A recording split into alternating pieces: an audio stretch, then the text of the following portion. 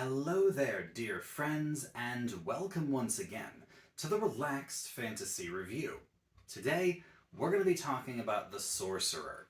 We're going to be talking about power creep and Tasha's Cauldron of Everything, because the Sorcerer was one of those classes that was always considered difficult to play. Powerful spellcasters, don't get me wrong. Their metamagics make them very, very potent, but there was always some issues with the class, the base class. When Tasha's came out, it fixed a lot of those problems. And we're going to talk today about how it did that with the subclass, the Clockwork Soul Sorcerer. Clockwork Soul Sorcerers are an interesting idea. The idea that their power comes from the lawful, neutral area of Mechanus in the astral plane. The giant, unfathomable machine of ultimate logic, about bordering on something so logical and lawful that the human mind can't comprehend it. The clockwork magic of the Clockwork Soul Sorcerer does some very interesting things and very powerful things. Starting right away at level 1, when you choose this subclass, you get the Clockwork Magic Expanded Spell List. This was always one of the problems with the Sorcerer. They're limited spells. They only got to learn 15 spells in their entire career, all the way to level 20. All of their spells, level 1 through 9. The Clockwork Magic says, here you go, here's 10 more. 2 at 1, 3, 5, 7, and 9, just like a cleric. And they're added to your spell list. And the thing is, I would sit here and say that the spell list is yay or nay, but it actually doesn't matter what's on the spell list, because these spells can be retrained. They can be changed to other spells of your choice. So your Clockwork Magic becomes a source of more spells, basically doubling them by mid-game. So this patches a massive hole in the Sorcerer's class features, and I give this 10 out of 10. Regardless of what's in the book, you can do great things with 10 extra spells known, and without it counting against your spells known. It basically gives you 25 instead of 15. So 10 out of 10, no question. Pick your favorites from the list available. The other thing you get at level 1 is called the Restore Balance Power. Proficiency bonus times per day. You can, whenever a creature rolls a d20, so attack, ability check, or saving throw, if they're doing so with advantage or disadvantage, you can use your Restore Balance power to just cancel that. So when your ally is attacking or is doing an ability check or whatever with disadvantage, you can just say, no, you're not. And if your enemy is attacking with advantage or doing their abilities with advantage, you can say, no, you're not. I restore balance, and now everyone's rolling on a fair playing field, which can really help. Like, this is bordering on the portent power from the Divination Wizard. Like, this is a super good effect. I give it 10 out of 10, especially since you get more of it as you level up.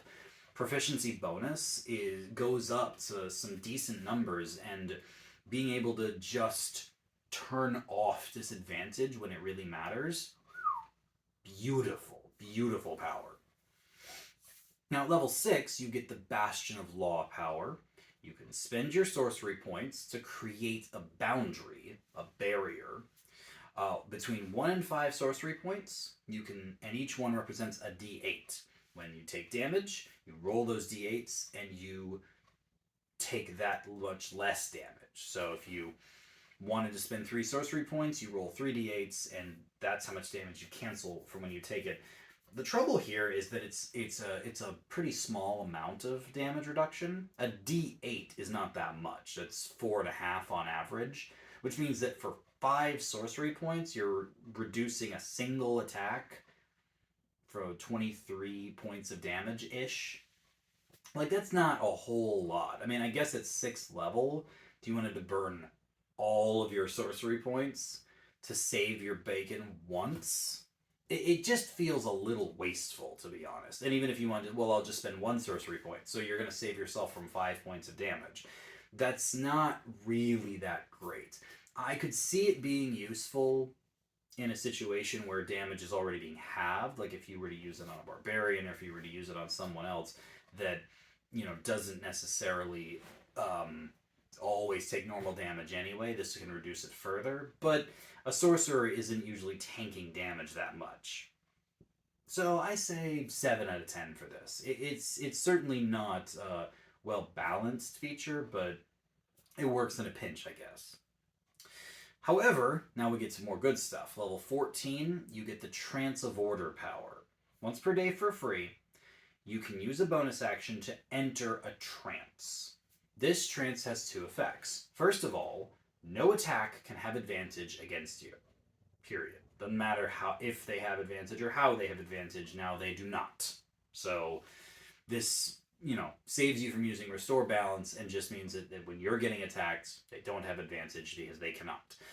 But what's even better, and this is really the meat of it, is that when you, as the sorcerer in the trance, roll a d20 for attack roll, ability check, or saving throw, any of the above, you can treat any roll on the die that is 9 or lower as a 10.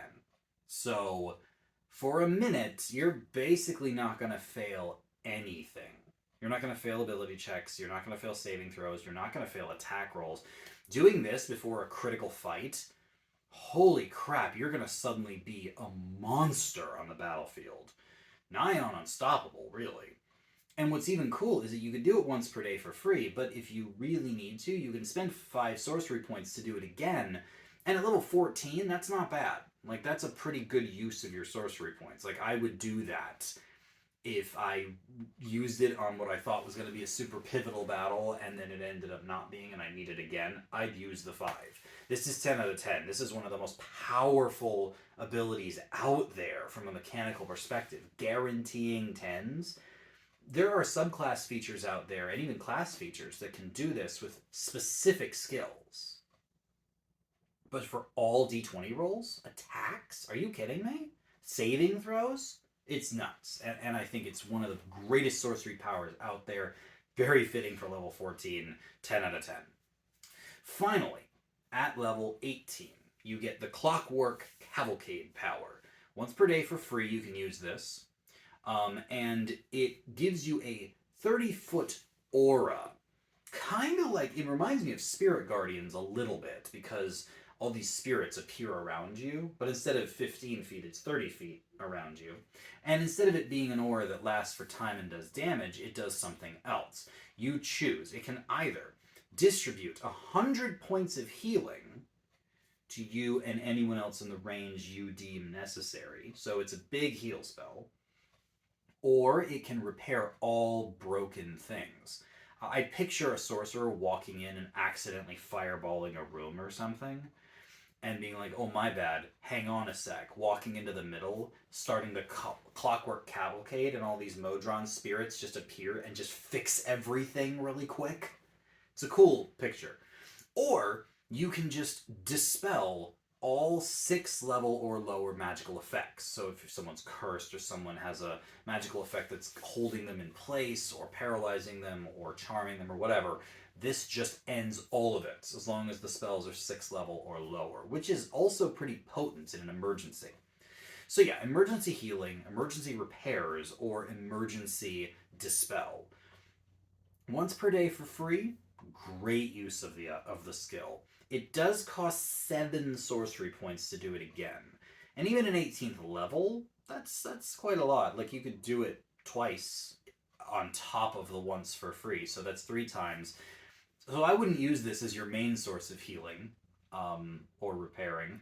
But it's nice to have. And the fact that it does work once per day for free is powerful.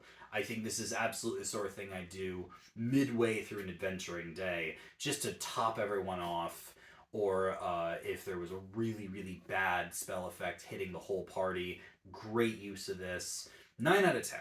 Like, it certainly is an expensive and high-level feature, but it's a good high-level feature, which will save you on more than one occasion for sure. Honestly, if it wasn't for Bastion of Law at 6th level, I would have given this subclass a 10 out of 10.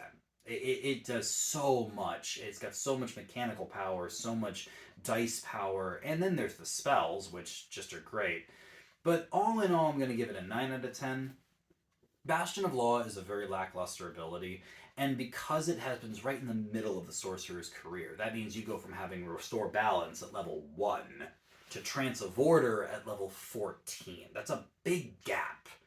And yeah, you're getting extra spells from the spell list, which is awesome, and that's why this gets a 9 out of 10. If they had something just a little more powerful instead of Bastion of Law, I would say this is 10 out of 10 material, no questions asked.